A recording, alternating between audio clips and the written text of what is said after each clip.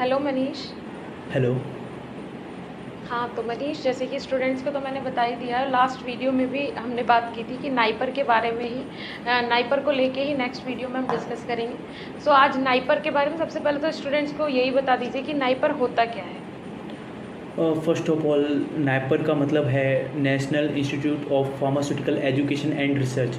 It means M Pharm तो पूरी India में हर जगह होता है, लेकिन उसके अलावा यहाँ पे एक एडिशनल चीज़ होती है जिससे जो कि रिसर्च है। जो लोग रिसर्च वाले एरिया में इंटरेस्टेड होते हैं, जैसे कुछ लोग अपनी रिसर्च करना चाहते हैं या कुछ लोग साइंटिस्ट वाला टैग चाहते हैं, तो उनके लिए एमएस करना बेहतर है as compare to M Pharm. इस तरह से या अच्छा मनीष, आपने एक वर्ड यहाँ पे यूज़ किया, एम फार्म और एमएस, दोनों में क्या डिफरेंस है? एम फार्म जनरली हमारे इंडिया में होता है, जो कि सारे इंस्टीट्यूट के द्वारा प्रोवाइड कराया जाता है ये कोर्स। और जो एम एस है वो जनरली फॉरेन कंट्रीज़ में पाई होती है। और उसके अलावा एम एस हमारे इंडिया के अंदर सिर्फ नाइपर ही कराती है, सिर्फ नाइपर कराती है। और एम एस का मतलब ये है, आप R&D यानी रिसर्च फील्ड में अगर जाना चाहते हो, किसी कंपनी की R&D में काम करना चाहते हो, या अपना खुद का रिसर्च, या फिर एज अ कोई साइंटिफिक रिसर्च करना चाहते हो, तो आपको ये ज़रूर करना चाहिए। इससे क्योंकि यहाँ पे आपके सारे के सारे जो वर्क करने का तरीका होता है, आप यहाँ पे सारे स्किल्स आपके डेवलप होते हैं, क्योंकि ये लोग यही इसी चीज़ पे फोकस करते हैं कि किस तरह से किसी चीज़ पे रिसर्च किया जाए, चाहे वो बायोटेक्नोलॉजी हो, फार्मास्यूटिकल हो, या फिर आपकी मेडिकल डिवाइस हो, इन चीज़ों से रिलेटेड। तो क्या नाइपर जो होता है, क्या यहाँ पे एम फार्म नहीं होती? ये एक एम फार्म जैसा ही है, लेकिन यहाँ पे थोड़ा रिसर्च वाले एरिया को थोड़ा ज़्यादा बढ़ावा दिया जाता है। रिसर्च रिलेटेड चीज़ें हमें ज़्यादा पढ़ाई जाती हैं यहाँ पे।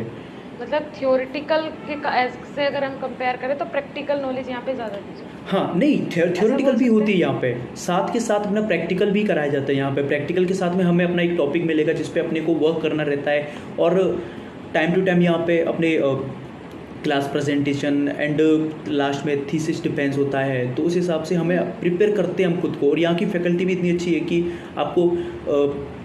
आपको सारी की सारी डिटेल्स देंगी, किस तरह से क्या करना है, आपके गाइड अलॉट होते हैं, इस तरह की चीज़ें होती हैं। काफ़ी सारे स्टूडेंट्स का बोलना था कि जैसे कि आते हैं स्टूडेंट एप्लीकेशन पे, चैट में बोलते हैं कि मैम इस एप्लीकेशन में कुछ फ्री नहीं है क्या? तो आप लोगों के लिए एक बहुत बड़ा गिफ्ट बीएसपी फार्मेसी की तरफ से हमने फ्री टेस्ट सीरीज लॉन्च कर दी है। मंथ ऑफ सितंबर के एंड से स्टार्ट हो जाएंगी फ्री टेस्ट सीरीज। क्या होगा इसका कंप्लीट प्रोसीजर, वो आपको इन्फॉर्म कर दिया जाएगा नेक्स्ट वीडियो के थ्रू। अब मैं आपको बता दूं, इसके साथ साथ हमने डिसाइड किया है कि ये जो सीरीज है ये मंथ ऑफ सितंबर से मंथ ऑफ नवंबर तक चलनी है, और इसमें 3 टॉपर्स डिसाइड किए जाएंगे। 3 टॉपर इसमें से निकाले जाएंगे। फर्स्ट को मिलेगा 2000 से 2100 तक का प्राइस, सेकंड को 1000 से 1100 तक का प्राइस, और थर्ड को 500 से 600 तक का प्राइस। ये नंबर ऑफ टॉपर्स जो हैं ये इंक्रीज भी हो सकते हैं, डिपेंड करता है कि कितनी क्वांटिटी में स्टूडेंट्स आ रहे हैं और फ्री टेस्ट सीरीज अटेम्प्ट कर रहे हैं। जल्दी से जाइए प्ले स्टोर से डाउनलोड कीजिए बीएसपी फार्मेसी ऐप। ज्यादा जानकारी के लिए दिए हुए नंबर से संपर्क कीजिए। Thank you so much. चलिए ठीक है, काफ़ी अच्छा बताया आपने। नाइपर के लिए तो सारी डाउट्स क्लियर हो गए होंगे कि नाइपर होता क्या है। मेन थिंग ये तो सबको पता चल गया होगा। अब नाइपर के लिए प्रिपेयर कैसे करें, एलिजिबिलिटी क्या होती है नाइपर के लिए?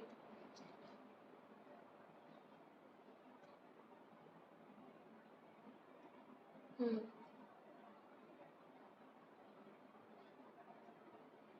हम्म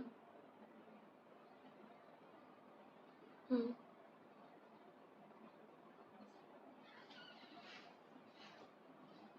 हम्म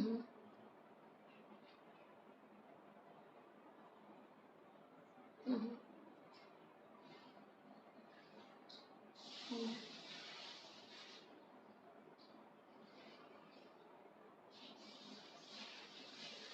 अच्छी रैंक चाहिए, तो वो लोग क्या, उन लोगों को क्या करना चाहिए, अपनी जैसे बायोकेमिस्ट्री हो गया, बायोकेमिस्ट्री पे अच्छे तरीके से ध्यान दीजिए। ऑर्गेनिक केमिस्ट्री हो गया, ऑर्गेनिक केमिस्ट्री पे अच्छे से ध्यान दीजिए।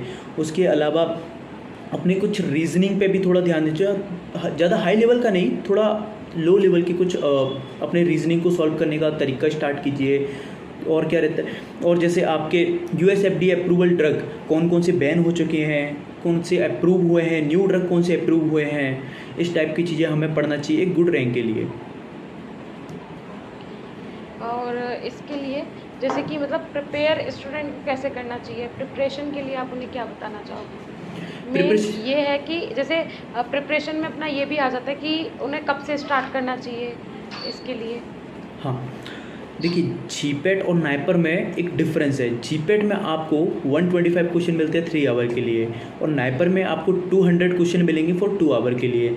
तो यहाँ पे आपको 35 टू 36 सेकंड के अंदर एक क्वेश्चन सॉल्व करना होता है। तो इसके लिए आपकी एक्यूरेसी होनी चाहिए काफ़ी।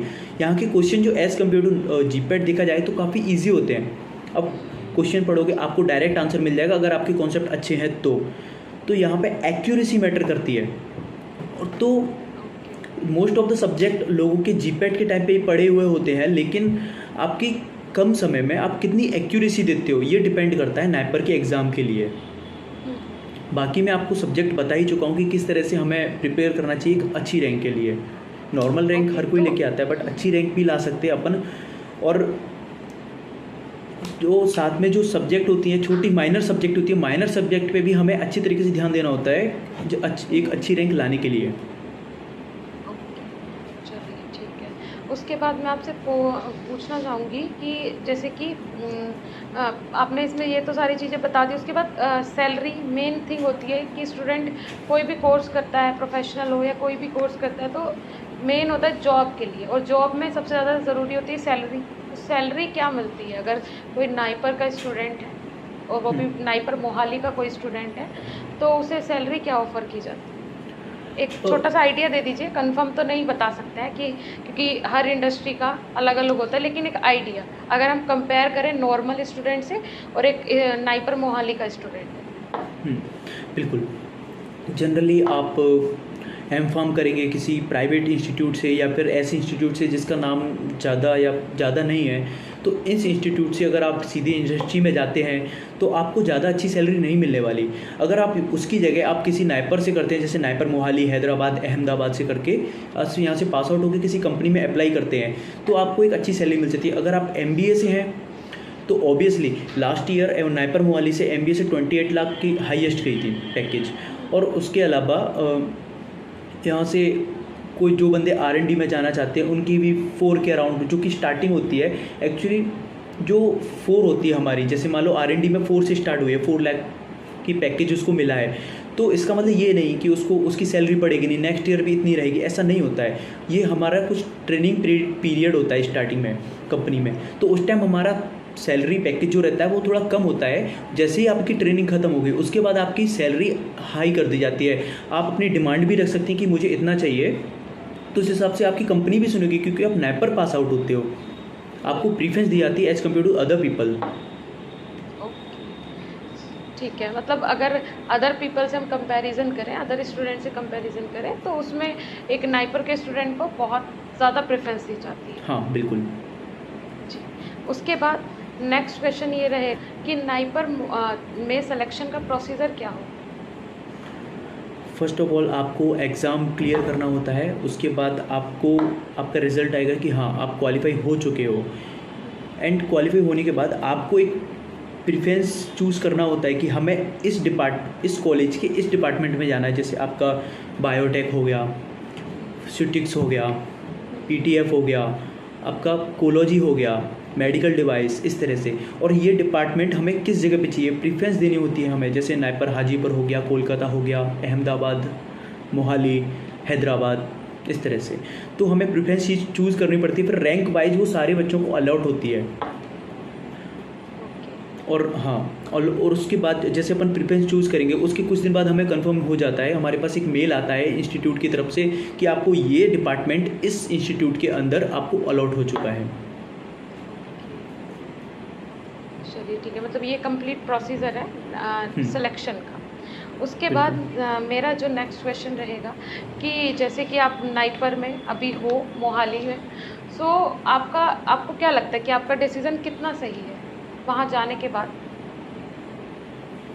ऑब्वियसली ये सही है, क्योंकि एक नेशनल लेवल का इंस्टीट्यूट है, तो इससे बेटर क्या ही हो सकता है मेरे लिए। क्योंकि मैंने मेहनत की और मैं यहाँ पे आया, इसके बाद मैं चाहूँ तो PhD कर सकता हूँ, या फिर उसके अलावा मैं अपनी किसी कंपनी में जॉब के लिए अप्लाई कर सकता हूँ। और यहाँ पे भी काफ़ी सारी कंपनियाँ आती हैं, हम यहाँ से प्लेसमेंट लेते हैं और मोस्ट ऑफ द पीपल का यहीं से प्लेसमेंट हो जाता है जो लोग प्लेसमेंट के लिए बैठते हैं। तो मुझे लगता है कि मेरा जो चॉइस थी काफ़ी बेटर थी और मैंने सही रास्ता चूज़ किया बिल्कुल। ग्रेट। उसके बाद नेक्स्ट मेरा क्वेश्चन ये रहेगा कि जो अपकमिंग अब अपने स्टूडेंट्स हैं जो कि नाइपर जीपैट इनके लिए अगर स्ट्रेटेजी बना रहे हैं तो उनके लिए क्या बेस्ट स्ट्रेटेजी रहेगी आपके अकॉर्डिंग? किस तरीके की स्ट्रेटेजी उन्हें बनानी चाहिए? फर्स्ट ऑफ ऑल तो जीपैट के बारे में बता दीजिए, फिर उसके बेसिस पे वो नाइपर में भी जाएंगे। पहले तो जीपैट होना चाहिए क्वालिफाई, तो दोनों के लिए क्या स्ट्रेटेजी रहेगी? देखो, अगर कोई बंदा जीपैट की तैयारी कर रहा है तो उनकी अच्छी रैंक सिर्फ कोलोजी, स्टैटिक्स एंड कोग्नोसी और कुछ माइनर सब्जेक्ट जैसे जूरिस्प्रूडेंस हो गया अपना, इनको लेके हो जाती है। लेकिन हमें क्या नाइपर के अंदर अगर टॉप करना है, टॉप से मीन्स आपको अच्छी रैंक है, जैसे 100 अंडर 100 या अंडर टॉप 10 के अंदर रैंक सिक्योर करनी है, तो ऑब्वियसली आपको सारी चीज़ें कवर करनी पड़ेगी। यहाँ पे इतने लेंदी क्वेश्चन नहीं आते, बहुत इजी क्वेश्चन आते जिनको आप पढ़ के आंसर तुरंत कर सकते हो। और यहाँ पे आपको इतना टाइम भी नहीं मिलेगा कि आप फिर से क्वेश्चन को सारे के रिपीट कर लो। एक बार फिलअप करने के बाद आंसर्स को फिर से आप रिपीट करके चेक नहीं कर सकते, क्रॉस चेक। तो आपकी एक्यूरेसी अच्छी होनी चाहिए। और यहाँ पे वन लाइनर क्वेश्चन आते हैं मोस्ट ऑफ द, और इसके लिए आपको सारे के सारे जो मेजर सब्जेक्ट के साथ में माइनर सब्जेक्ट भी आपको कवर करने होंगे और ज़्यादा डेप्थ में नहीं जाते ये लोग क्वेश्चंस के लिए। तो बेसिक चीज़ें होती हैं वो सारे के सारे कॉन्सेप्ट अपने क्लियर होने चाहिए, चाहे वो कोई भी सब्जेक्ट हो नाइपर के लिए। चलिए, आपने एक यहाँ पे कंसेप्ट क्लियर किया था स्टूडेंट का, दोनों में आप कंपेयर करके एक बार फिर से बता दीजिए कि जीपैट का जो क्वेश्चन पेपर आता है उसमें कितने क्वेश्चन होते हैं, नेगेटिव मार्किंग कैसे होती है, और जो नाइपर का क्वेश्चन पेपर आता है उसमें कितने क्वेश्चन होते हैं, कितनी मार्किंग होते हैं, टाइम कितना मिलता है? हाँ, जो जीपैट का पेपर रहता है वो 125 क्वेश्चंस होते हैं उसमें, वो 3 आवर के लिए होता है और उसका एक क्वेश्चन पर +4 मिलता है, एक क्वेश्चन सही होने पर, और एक क्वेश्चन रॉन्ग होने पर आपको -1 होता है। और यही नाइपर में यहाँ पे 200 क्वेश्चन मिलते हैं आपको 2 आवर के लिए, और आप एक क्वेश्चन सी करने पर आपको 1 मार्क्स मिलता है। और आप एक क्वेश्चन गलत करते हो तो 1/4 की नेगेटिव मार्किंग यहाँ पे भी सेम है। ओके, मतलब एक क्वेश्चन हाँ। सही करेंगे 4 नंबर मिलेंगे, एक क्वेश्चन गलत करेंगे तो 1 no number no no cut no जाएगा। नहीं, ऐसा नहीं। मतलब एक क्वेश्चन सही करोगे आपको 1 नंबर मिलेगा और इसकी 1/4 मीन्स 0.25 मार्क्स रिडक्ट मतलब होते हैं अगर यहाँ पे। हाँ, एक क्वेश्चन अगर गलत होगा तो 0.25 यहाँ पे कट हो जाएगा। यस। ओके, ठीक है, ग्रेट। ये पूछना भी ज़रूरी था और बच्चों को पता भी होना ज़रूरी है। उसके बाद लास्ट क्वेश्चन मेरा रहेगा कि नाइपर मोहाली की अगर हम फीस स्ट्रक्चर की बात करें, क्योंकि जीपैट क्वालिफाई करके बच्चा आएगा तो उसे जो जीपैट क्वालिफाई करने के बाद जो स्कॉलरशिप मिलती है, क्या उसी में हो जाता है उसका पूरा जो खर्च होता है वहाँ रहने का, या फिर उसे अलग से ज़रूरत पड़ती है? अगर लड़का जनरल कैटेगरी से है तो उसकी फ़ीस जितनी आ रही, उसकी फ़ीस और यहाँ का मेस का खर्चा और उसके अलावा रहने का खर्चा जो भी है वो वही कवर हो पाएगी इस 12,400 से। कहने का मतलब है अगर जनरल का भी स्टूडेंट है तो वो भी इसी में जो आपकी स्कॉलरशिप आती है जीपैट क्वालिफाई करने के बाद उसी में कवर हो जाएगा। अदरवाइज अगर कोई अदर रिजर्व कैटेगरी का कोई बंदा है तो वो थोड़ा बहुत बचा भी ले, है ना? उसमें रिलैक्सेशन मिल जाता है काफ़ी। अगर इवन वो जनरल से हो या ओबीसी से हो या ईडब्ल्यूएस से, उन लोगों की फ़ीस स्ट्रक्चर जो है सेम रहती है। बाकी एससी एसटी इन लोगों की छूट मिलती है, इन लोगों की रिजर्वेशन मिलती है थोड़ी। ओके, चलिए ठीक है, ग्रेट। मुझे तो लगता है कि सारे क्वेश्चन और सारे डाउट नाइपर से रिलेटेड स्टूडेंट के क्लियर हो गए हैं। मनीष, आपको कुछ लगता है कि कुछ और बताना चाहिए स्टूडेंट्स को? नहीं मैम, आपने सारे क्वेश्चन तो कवर कर ही लिए हैं अभी। बिल्कुल, ओके, ठीक है। फिर Manish, thank you so much, आप हमारे चैनल पे आए और स्टूडेंट को इतनी अच्छी जानकारी आपने दी, इसके लिए थैंक यू सो मच। आपको भी थैंक यू सो मच, इतना एप्रिशिएट टाइम मुझे देने के लिए और इंटरव्यू को कंडक्ट करने के लिए। नहीं मनीष, आप डिज़र्व करते हो और आप हमारे चैनल पे आके उन स्टूडेंट को जो कि अभी फ्रेशर हैं, अभी पता ही नहीं है बच्चों को कि करना क्या है अपनी लाइफ में, ऐसे बच्चों के लिए ये वीडियो बहुत ज़रूरी है। और आप जैसे लोगों का हमारे चैनल पे आके इन्हें गाइड करना स्टूडेंट्स को हमारे बहुत ज़रूरी है। So thank you so much again.